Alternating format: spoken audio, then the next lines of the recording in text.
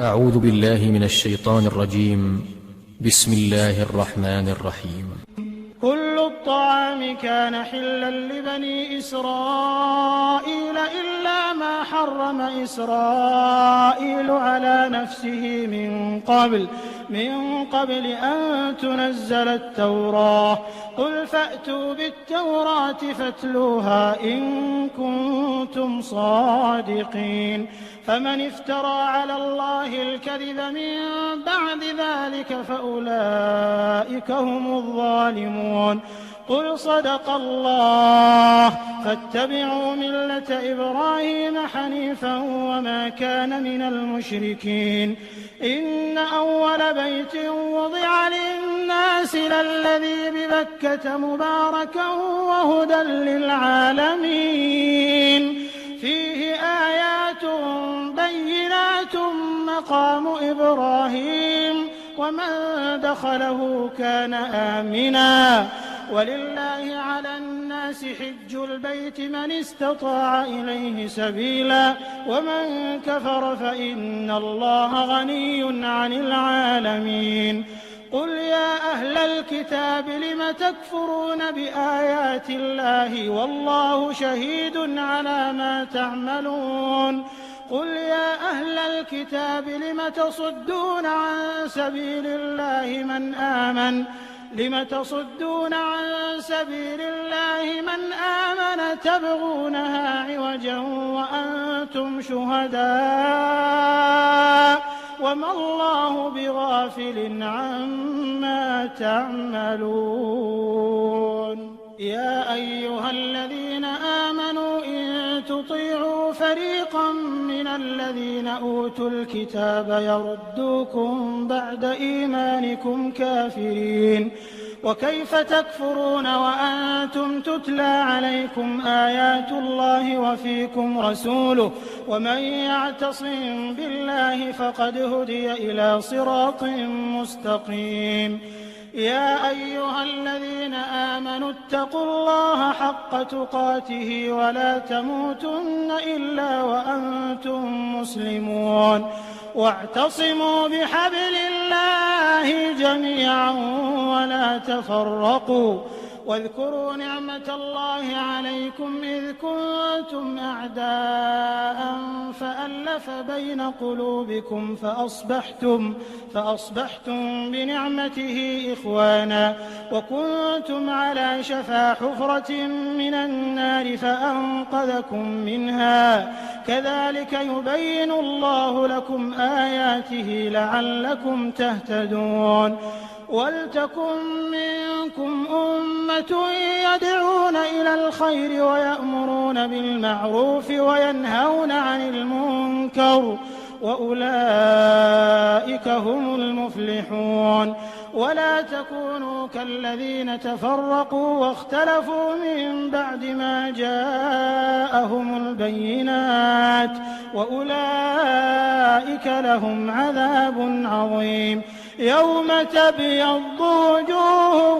وتسود وجوه فأما الذين اسودت وجوههم أكفرتم بعد إيمانكم فذوقوا العذاب بما كنتم تكفرون. وأما الذين بيضت وجوههم ففي رحمة الله هم فيها خالدون. تلك آيات الله نتلوها عليك بالحق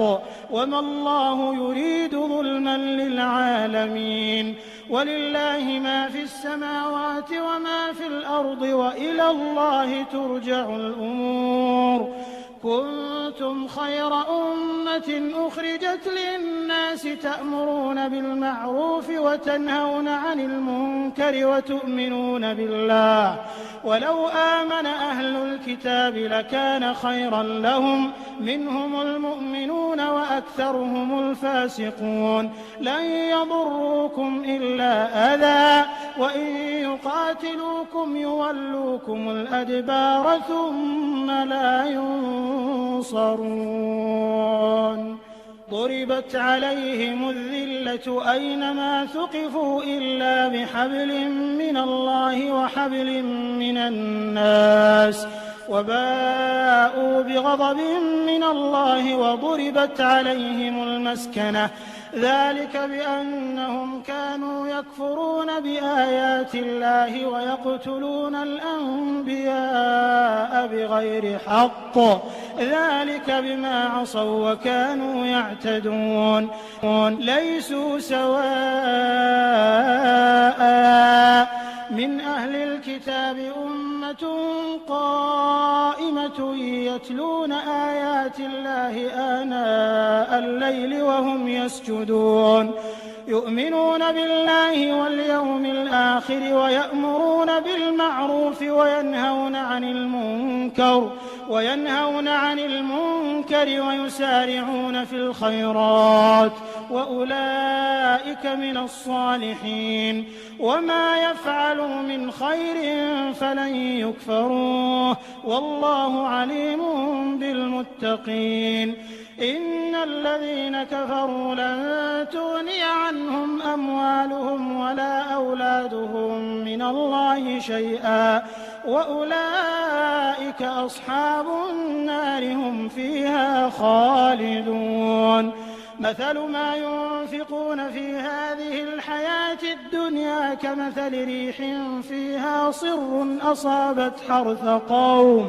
أصابت حرث قوم ظلموا أنفسهم فأهلكته وما ظلمهم الله ولكن أنفسهم يظلمون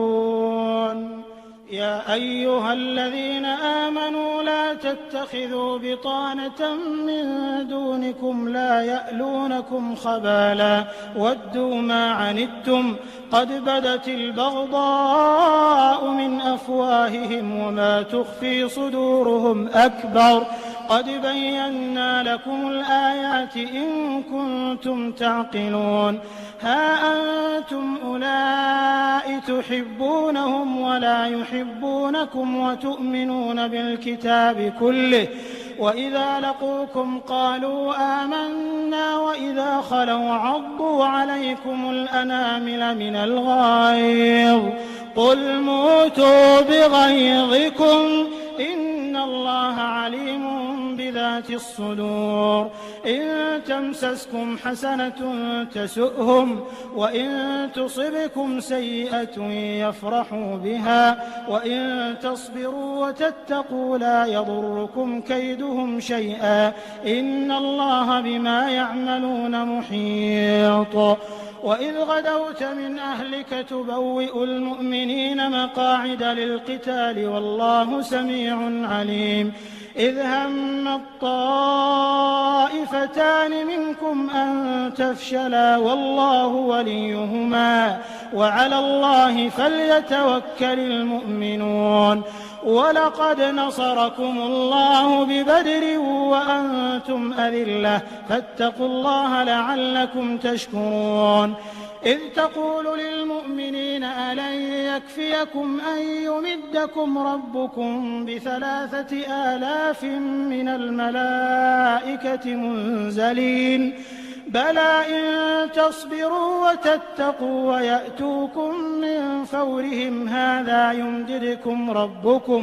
يمددكم ربكم ب5,000 من الملائكة مسومين وما جعله الله إلا بشرى لكم ولتطمئن قلوبكم به وما النصر إلا من عند الله العزيز الحكيم ليقطع طرفا من الذين كفروا أو يكبتهم فينقلبوا خائبين ليس لك من الأمر شيء أو يتوب عليهم أو يعذبهم فإنهم ظالمون ولله ما في السماوات وما في الأرض يغفر لمن يشاء ويعذب من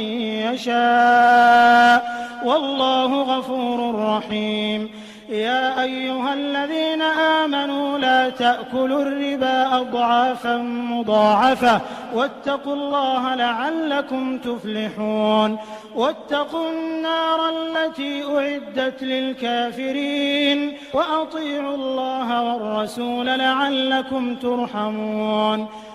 وسارعوا إلى مغفرة من ربكم وجنة عرضها السماوات والأرض أعدت للمتقين الذين ينفقون في السراء والضراء والكاظمين الغيظ والعافين عن الناس والله يحب المحسنين والذين إذا فعلوا فاحشة أو ظلموا أنفسهم ذكروا الله فاستغفروا لذنوبهم ومن يغفر الذنوب إلا الله ولم يصروا على ما فعلوا وهم يعلمون أولئك جزاؤهم مغفرة من ربهم وجنات تجري من تحتها الأنهار خالدين فيها ونعم أجر العاملين قد خلت من قبلكم سنن فسيروا في الأرض فانظروا كيف كان عاقبة المكذبين هذا بيان للناس وهدى وموعظة للمتقين ولا تهنوا ولا تحزنوا وأنتم الأعلون إن كنتم مؤمنين إن يمسسكم قرح فقد مس القوم قرح مثله وتلك الأيام نداولها بين الناس وليعلم الله الذين آمنوا ويتخذ منكم شهداء والله لا يحب الظالمين وليمحص الله الذين آمنوا ويمحق الكافرين أم حسبتم أن تدخلوا الجنة ولما يعلم الله الذين جاهدوا منكم ويعلم الصابرين ولقد كنتم تمنون الموت من قبل أن تلقوه فقد رأيتموه وأنتم تنظرون وما محمد إلا رسول قد خلت من قبله الرسل أفإن مات أو قتل انقلبتم على أعقابكم ومن ينقلب على عقبيه فلن يضر الله شيئا وسيجزي الله الشاكرين وما كان لنفس أن تموت إلا بإذن الله كتابا مؤجلا ومن يرد ثواب الدنيا نؤته منها ومن يرد ثواب الآخرة نؤته منها وسنجزي الشاكرين وكأي من نبي قاتل معه ربيون كثير فما وهنوا لما أصابهم في سبيل الله وما ضعفوا وما استكانوا والله يحب الصابرين وما كان قولهم إلا أن قالوا ربنا اغفر لنا ذنوبنا وإسرافنا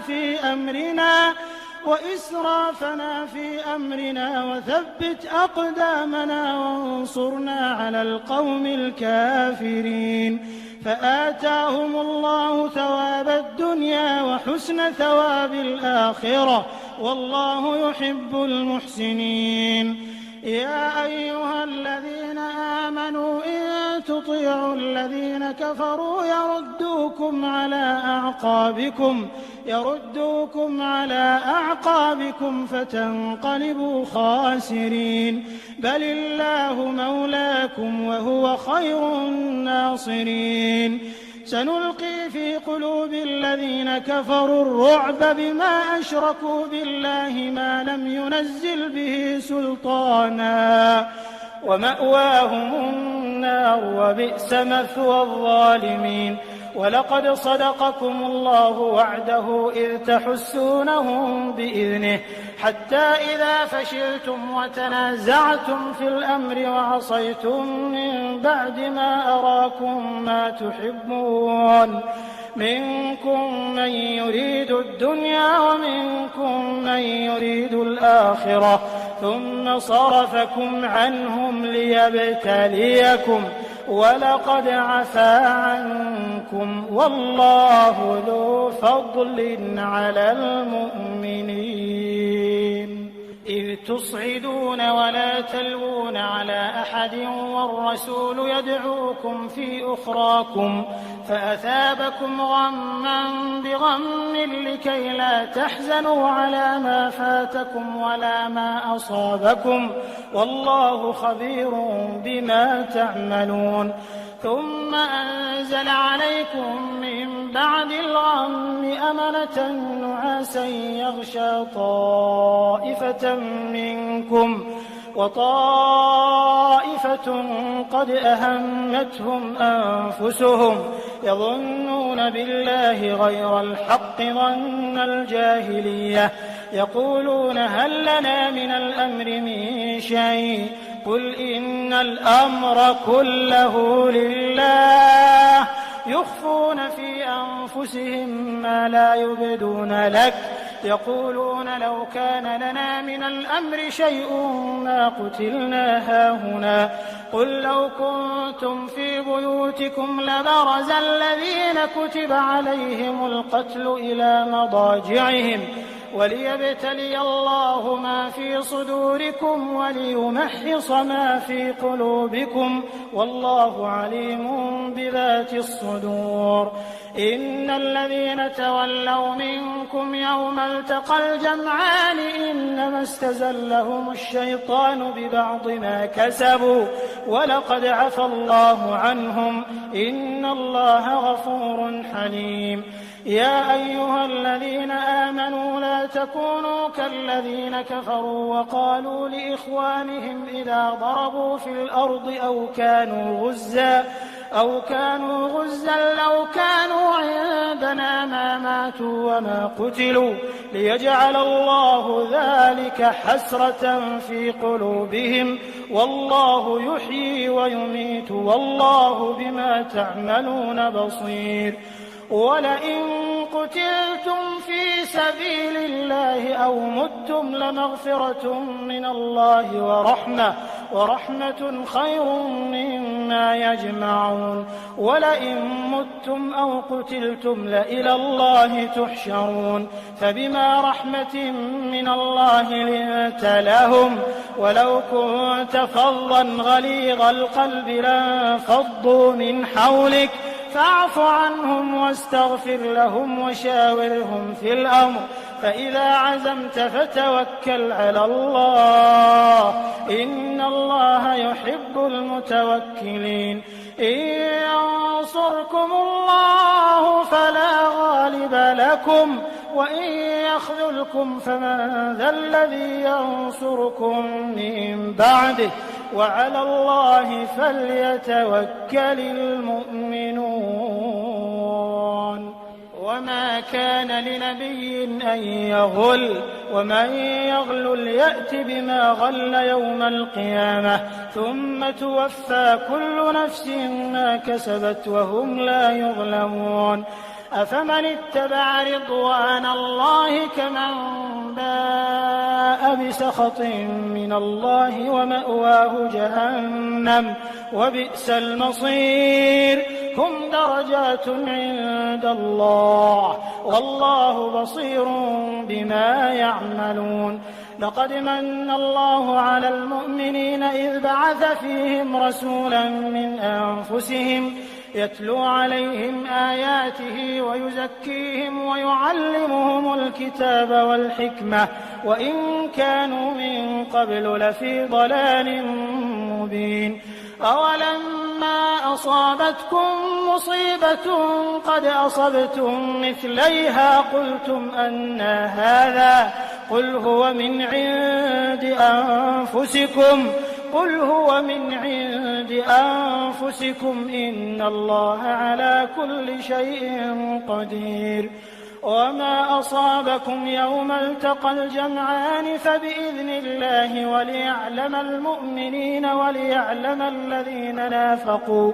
وقيل لهم تعالوا قاتلوا في سبيل الله أو ادفعوا قالوا لو نعلم قتالا لاتبعناكم هم للكفر يومئذ أقرب منهم للإيمان يقولون بأفواههم ما ليس في قلوبهم والله أعلم بما يكتمون. الذين قالوا لإخوانهم وقعدوا لو أطاعونا ما قتلوا قل فادرءوا عن أنفسكم الموت إن كنتم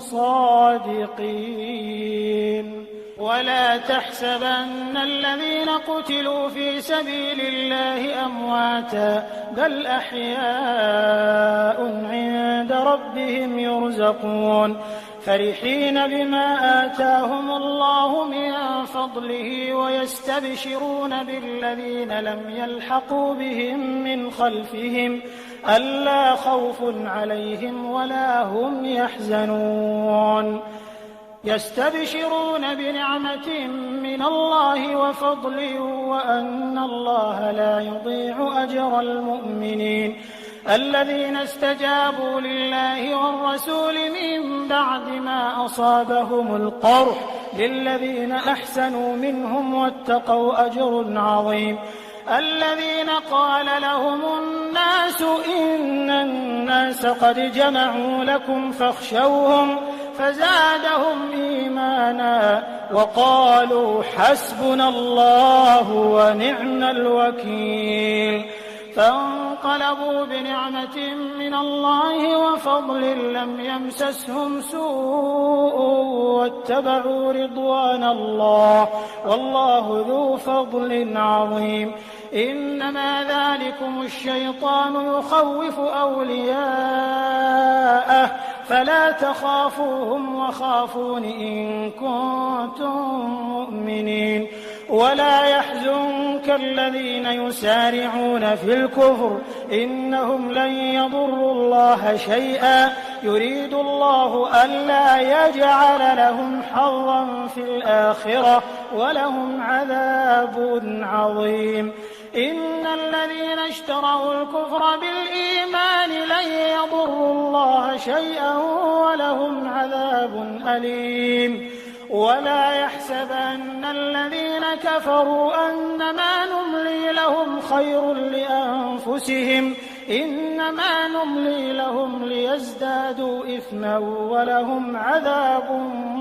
مهين. ما كان الله ليذر المؤمنين على ما أنتم عليه حتى يميز الخبيث من الطيب وما كان الله ليطلعكم على الغيب ولكن الله يجتبي من رسله من يشاء فآمنوا بالله ورسله وإن تؤمنوا وتتقوا فلكم أجر عظيم. ولا يحسبن الذين يبخلون بما آتاهم الله من فضله هو خيرا لهم بل هو شر لهم سيطوقون ما بخلوا به يوم القيامة ولله ميراث السماوات والأرض والله بما تعملون خبير. لقد سمع الله قول الذين قالوا إن الله فقير ونحن أغنياء سنكتب ما قالوا وقتلهم الأنبياء بغير حق ونقول ذوقوا عذاب الحريق ذلك بما قدمت أيديكم وأن الله ليس بظلام للعبيد. الذين قالوا إن الله عهد إلينا ألا نؤمن لرسول حتى يأتينا بقربان تأكله النار قل قد جاءكم رسل من قبلي بالبينات وبالذي قلتم فلم قتلتموهم إن كنتم صادقين فإن كذبوك فقد كذب رسل من قبلك جاءوا بالبينات والزبر والكتاب المنير كل نفس ذائقة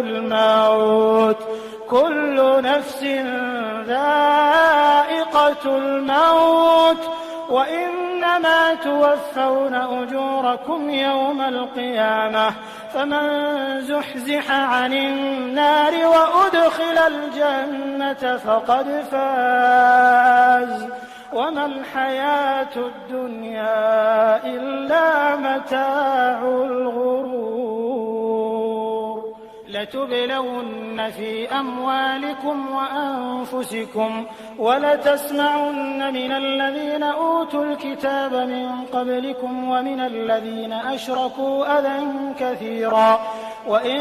تصبروا وتتقوا فإن ذلك من عزم الأمور وإذ أخذ الله ميثاق الذين أوتوا الكتاب لتبيننه للناس ولا تكتمونه فنبذوه وراء ظهورهم واشتروا به ثمنا قليلا فبئس ما يشترون لا تحسبن الذين يفرحون بما أتوا ويحبون أن يحمدوا بما لم يفعلوا فلا تحسبنهم بمفازة من العذاب ولهم عذاب أليم ولله ملك السماوات والأرض والله على كل شيء قدير إن في خلق السماوات والأرض واختلاف الليل والنهار لآيات لأولي الألباب الذين يذكرون الله قياما وقعودا وعلى جنوبهم ويتفكرون في خلق السماوات والأرض ربنا ما خلقت هذا باطلا سبحانك فقنا عذاب النار ربنا إنك من تدخل النار فقد أخزيته وما للظالمين من أنصار ربنا إننا سمعنا مناديا ينادي للإيمان أن آمنوا بربكم فآمنا ربنا فاغفر لنا ذنوبنا وكفر عنا سيئاتنا وتوفنا مع الأبرار ربنا وآتنا ما وعدتنا على رسلك ولا تخزنا يوم القيامة إنك لا تخلف الميعاد فاستجاب لهم ربهم أني لا أضيع عمل عامل منكم من ذكر أو أنثى بعضكم من بعض فالذين هاجروا وأخرجوا من ديارهم وأوذوا في سبيلي وقاتلوا وقتلوا لأكفرن عنهم سيئاتهم ولأدخلنهم جنات تجري من تحتها الأنهار ثوابا من عند الله والله عنده حسن الثواب لا يغرنك تقلب الذين كفروا في البلاد متاع قليل ثم مأواهم جهنم وبئس المهاد لكن الذين اتقوا ربهم لهم جنات تجري من تحتها الأنهار خالدين فيها نزلا من عند الله وما عند الله خير للأبرار وإن من أهل الكتاب لمن يؤمن بالله وما أنزل إليكم وما أنزل إليهم خاشعين لله لا يشترون بآيات الله ثمنا قليلا أولئك لهم أجرهم عند ربهم إن الله سريع الحساب. يا أيها الذين آمنوا اصبروا وصابروا ورابطوا واتقوا الله لعلكم تفلحون. أعوذ بالله من الشيطان الرجيم. بسم الله الرحمن الرحيم. يا أيها الناس اتقوا ربكم الذي خلقكم من نفس واحدة وخلق منها زوجها وبث منهما رجالا كثيرا ونساء واتقوا الله الذي تساءلون به والأرحام إن الله كان عليكم رقيبا. وآتوا اليتامى أموالهم ولا تتبدلوا الخبيث بالطيب ولا تأكلوا أموالهم إلى أموالكم إنه كان حوبا كبيرا. وإن خفتم ألا تقسطوا في اليتامى فانكحوا ما طاب لكم من النساء مثنى وثلاث ورباع، فإن خفتم ألا تعدلوا فواحدة أو ما ملكت أيمانكم ذلك أدنى ألا تعولوا. وآتوا النساء صدقاتهن نحلة فإن طبن لكم عن شيء منه نفسا فكلوه هنيئا مريئا. ولا تؤتوا السفهاء أموالكم التي جعل الله لكم قياما وارزقوهم فيها واكسوهم وقولوا لهم قولا معروفا. وابتلوا اليتامى حتى إذا بلغوا النكاح فإن آنستم منهم رشدا فادفعوا إليهم أموالهم ولا تأكلوها إسرافا وبدارا أن يكبروا. ومن كان غنيا فليستعفف ومن كان فقيرا فليأكل بالمعروف. فإذا دفعتم إليهم أموالهم فأشهدوا عليهم وكفى بالله حسيبا. للرجال نصيب مما ترك الوالدان والأقربون وللنساء نصيب مما ترك الوالدان والأقربون مما قل منه أو كثر نصيبا مفروضا. وإذا حضر القسمة أولو القربى واليتامى والمساكين فارزقوهم منه وقولوا لهم قولا معروفا. وليخشى الذين لو تركوا من خلفهم ذرية ضعافا خافوا عليهم فليتقوا الله وليقولوا قولا سديدا. إن الذين يأكلون أموال اليتامى ظلما إنما يأكلون في بطونهم نارا وسيصلون سعيرا. يوصيكم الله في أولادكم للذكر مثل حظ الأنثيين فإن كن نساء فوق 2 فلهن ثلثا ما ترك وإن كانت واحدة فلها النصف ولأبويه لكل واحد منهما السدس مما ترك إن كان له ولد فإن لم يكن له ولد وورثه أبواه فلأمه الثلث فإن كان له إخوة فلأمه السدس من بعد وصية يوصي بها أو دين. آباؤكم وأبناؤكم لا تدرون أيهم أقرب لكم نفعا فريضة من الله إن الله كان عليما حكيما. ولكم نصف ما ترك أزواجكم إن لم يكن لهن ولد فإن كان لهن ولد فلكم الربع مما تركن من بعد وصية يوصين بها أو دين ولهن الربع مما تركتم إن لم يكن لكم ولد فإن كان لكم ولد فلهن الثمن مما تركتم من بعد وصية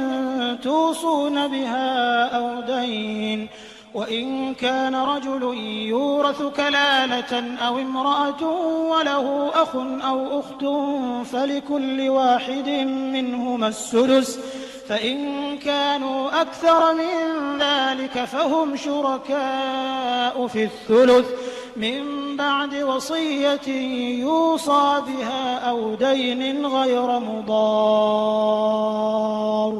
وصية من الله والله عليم حليم تلك حدود الله ومن يطع الله ورسوله يدخله جنات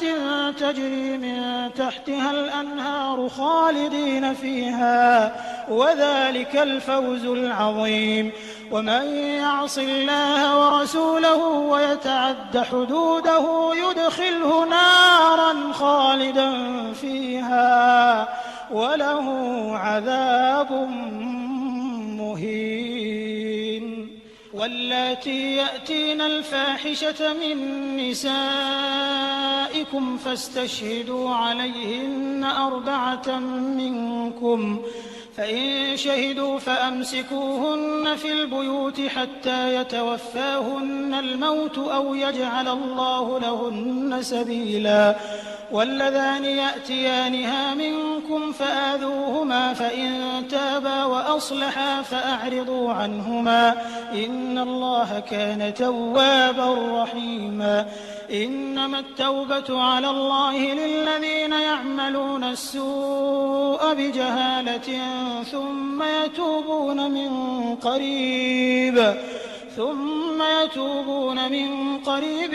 فأولئك يتوب الله عليهم وكان الله عليما حكيما وليست التوبة للذين يعملون السيئات حتى إذا حضر أحدهم الموت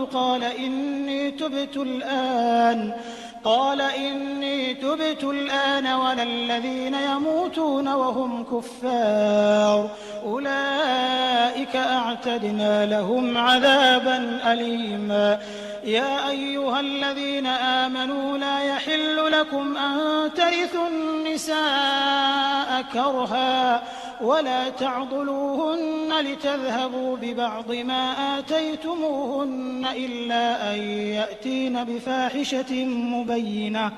وعاشروهن بالمعروف فإن كرهتموهن فعسى أن تكرهوا شيئا ويجعل الله فيه خيرا كثيرا وإن أردتم استبدال زوج مكان زوج وآتيتم إحداهن قنطارا فلا تأخذوا منه شيئا أتأخذونه بهتانا وإثما مبينا وكيف تأخذونه وقد أفضى بعضكم إلى بعض وأخذن منكم ميثاقا غليظا ولا تنكحوا ما نكح آباؤكم من النساء إلا ما قد سلف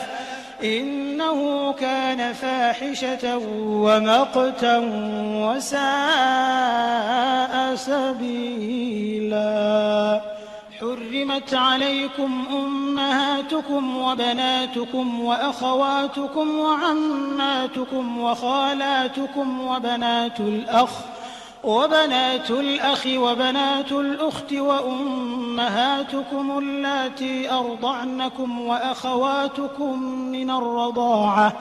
وأخواتكم من الرضاعة وأمهات نسائكم